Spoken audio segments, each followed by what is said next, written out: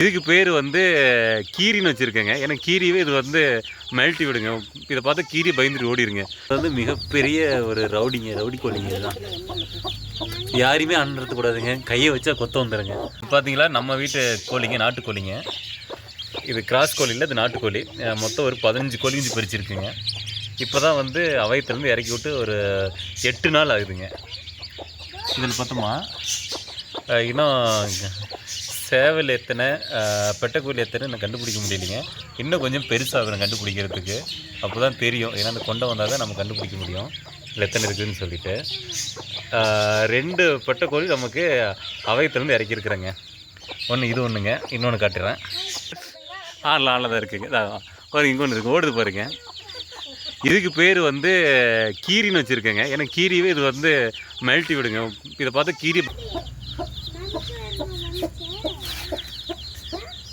இது மொத்தம் 3 கோழி அவையத்தில் வந்திருக்கு. இது ஒன்று, அப்புறம் 2 முன்னாடி இப்போ காட்ட போகிறோம். அது பாருங்கள். இது வந்து தனியாகவே வச்சுக்குவோம். ஏன்னா எல்லாத்தையும் போட்டு கொத்திருன்னு சொல்லிட்டு தனியாக வச்சுக்கிறதுங்க.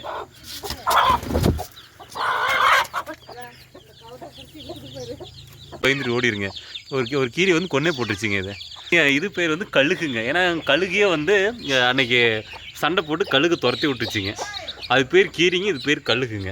இது வந்து பார்த்தோம்னா கிட்டத்தட்ட நம்மகிட்ட ஒரு 5 வருஷமாக இருக்குதுங்க. எல்லா கோழி குஞ்சும் இது காப்பாற்றி விட்ருங்க. இது எந்த ஒரு கோழி குஞ்சும் வந்து கழுகு தூக்கினது கிடையாதுங்க. இதுக்கிட்ட இதே காலை வச்சு மிதித்து ஏதோ இறந்தாலும் தவிர மற்றபடி இது வந்து எல்லாத்தையும் காப்பாற்றி விட்ருங்க. இதுக்கு பார்த்தோமா நமக்கு அரிசி போட்டுருவோங்க. இது மாதிரி டோர் அரிசி. இதுமாதிரி டோர் அரிசி வந்து பல்ஸ் மோட்டில் அரைச்சி போட்டுடணும்.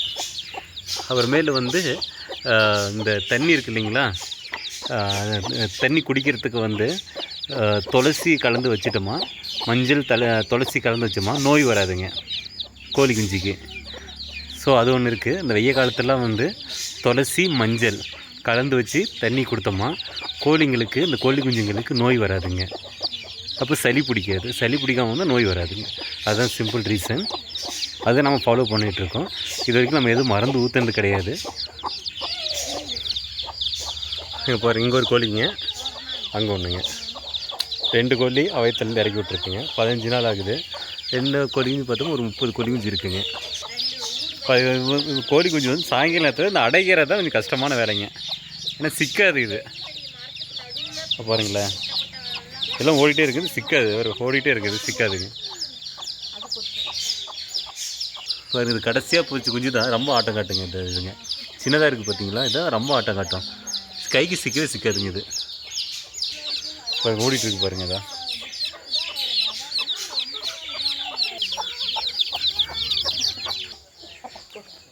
இதுதான் சேவலுங்க. இது பார்த்தீங்கன்னா இது சண்டைக்கு இது போகாதுங்க. சண்டைக்கு போனால் இது ஜெயிக்காது. இது வந்து நாட்டுக்கோழிங்க, சிறுவடை சேவலுங்க. நாட்டுக்கோழிக்கு மட்டும்தான் அது வந்து சேவை அணைக்கிறதுக்கு இதுக்கு நம்ம வளர்த்தலாம். சண்டைக்குன்னா இந்த சேவல் செட் ஆகாதுங்க. இதை வந்து குஞ்சு பொரிக்கிறதுக்கு தான் இந்த சேவல் வந்து நம்ம வளர்த்தோன்னா இது நல்லா இருக்குங்க. Okay friends, thank you. நெக்ஸ்ட் வீடியோவில் பார்க்கலாங்க.